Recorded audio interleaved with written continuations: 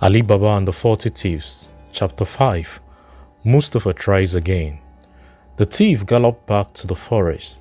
He kicked his horse to make it go faster. As he finally galloped up to the rest of the thieves, he shouted, "I have found the house! I have found the house!" The leader of the thieves turned and watched a man galloping towards him on his big black horse. The man was smiling.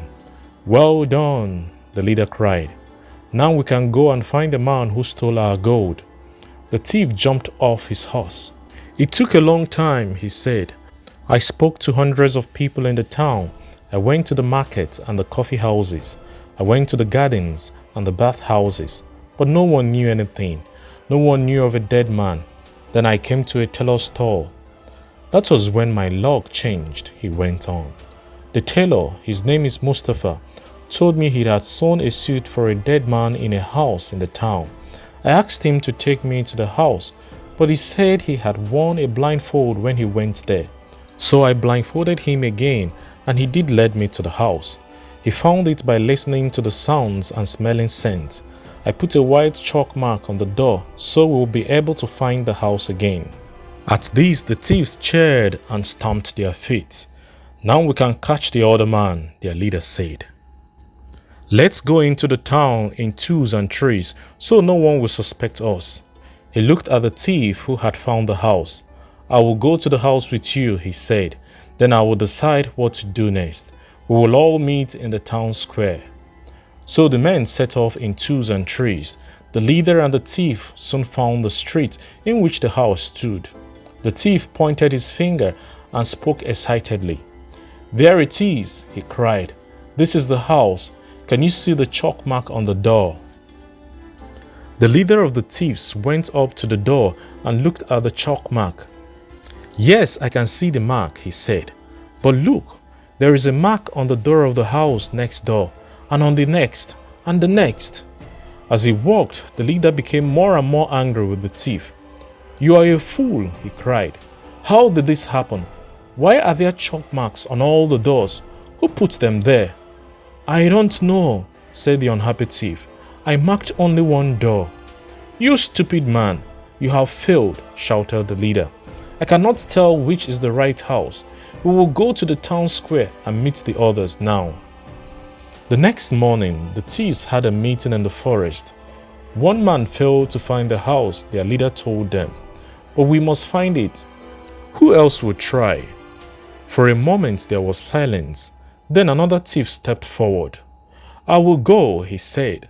"I am sure that I can find the house. I will go and talk to the tailor, Mustapha." The thief soon found Mustapha's stall and shook the old man's hand. He showed him a gold coin. "I know that you sold a suit for a dead man in a house in this town," the thief said. "Yesterday you took my friend to that house. He put a white chalk mark on the door. But then someone made chalk marks on all the doors in the street. Now we don't know which is the right house. I want you to take me to the house where you sold the suit. I will mark the window frame with red chalk, but it will just be a very small mark, which no one will notice." Mustapha looked at the gold coin. "If you pay me well, I will do it," he said. "I will pay you well," said the thief. "But you must wear a blindfold as you did before." The thief took out a large red handkerchief and tied it over the tailor's eyes. Then the two men set off. After a short time, Mustapha stopped and sniffed the air. "Fish," he said. "I love to smell fish cooking. My wife used to cook fish for me every Saturday. We must turn left here." A few minutes later, he said, "That dog is barking again. I think he wants his supper. We'll follow the sound and turn right." And then he said, "I remember that music. Someone is playing the flute, just as before. We are nearly there." And finally he cried, "Roses, my favorite flowers. This is the house, I am quite sure." The scent of the roses came from Kazim's beautiful window boxes. This was the house where Ali Baba lived with his wife and son, and Kazim's wife, and Marjaneh, the servant girl. "Thank you," the thief said to Mustapha. He gave him more gold coins. "You have done well, old man." The thief smiled to himself as he walked up to the house and made a tiny red chalk mark on the window frame. "No one will notice such a small mark," he thought. "My leader will be so pleased with me." Then he took the blindfolded Mustapha back to his stall and set off to the forest. That evening, Marjaneh, the servant's girl, was making supper for Ali Baba and the rest of the family. She cooked a chicken and made a salad of tomatoes and onions.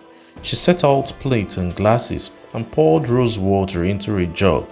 But then she found that she had no rice. "I will go to the market and buy some," she decided. She picked up her shopping basket and walked into the town. When she came back with the rice, she saw a small red chalk mark on the window frame. Her eyesight was very good and she missed nothing. "That wasn't here before," Marjaneh said to herself. "First a white chalk mark and now a red one. Well, I will do as I did before." She went into the house and found a piece of red chalk. Then she went back outside and walked along the street, putting small red chalk marks on all the window frames. "That will fool the person who left that mark," she said to herself with a smile. Then she went back into the house to finish making the supper. She told no one about the red chalk marks. The thief galloped back to the forest. When he reached the group of thieves, he stopped his horse and shouted, "I have found the house. I found the house where the seat was made." The leader of the thieves smiled at the man. "You have done well," he said. "You have done a very important job. Now we can find the man who stole our gold." "I went to the tailor Mustapha," said the thief proudly. "He agreed to help me if I gave him some gold. I blindfolded him again, and he took me to the house. I put a small red chalk mark on the window frame, so we will be able to find the house again." The thieves patted him on the back and cheered. Then the leader said, "Take me to the house at once." So the two men set off. They soon found the street, and the thief pointed to a house with a small red chalk mark on the window frame. "There it is," shouted the thief. "This is the house. Can you see the red chalk mark on the window frame?" The leader of the thieves went up to the window and looked at the mark. "Yes, I can see it," he shouted. "And I can see another red chalk mark on the window frame of the house next door, and on the next, and the next. Why are there red chalk marks on all the window frames? Who puts them there?" "I don't know," said the unhappy thief. "I marked only one window." "You are the second fool," cried the leader. "Come on, we must go back to the forest immediately." The next morning, the leader called all the thieves together at their meeting place in the forest. "Two of my men failed to find the house," he told them. "Now I will go and find the house myself. Wait for me here." So the leader of the thieves went into the town. He found Mustapha at his stall in the market and offered him gold. The old man led the leader through the streets of the town. Once again he wore a blindfold and found the way by listening to the sounds and smelling the scent. When they came to the house, Mustapha could smell the roses. He said, "I am sure that this is the house. The scent of the roses tells me that." "I am not going to make any chalk marks," the leader thought. "That didn't work before. No, I am going to look at this house very carefully and remember what I see." So the leader looked at the beautiful window boxes and the front door, which was painted blue, and the red curtains at the windows. He looked at the tall plants in their big white pots and the orange cat with yellow eyes that looked out of the window at him.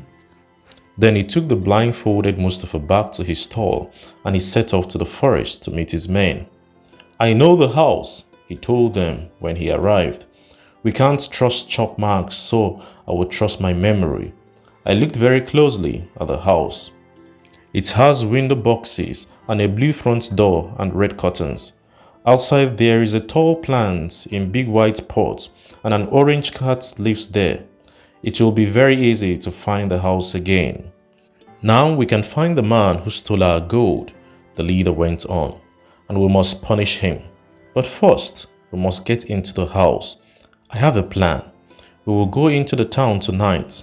Come here, men, and listen very carefully.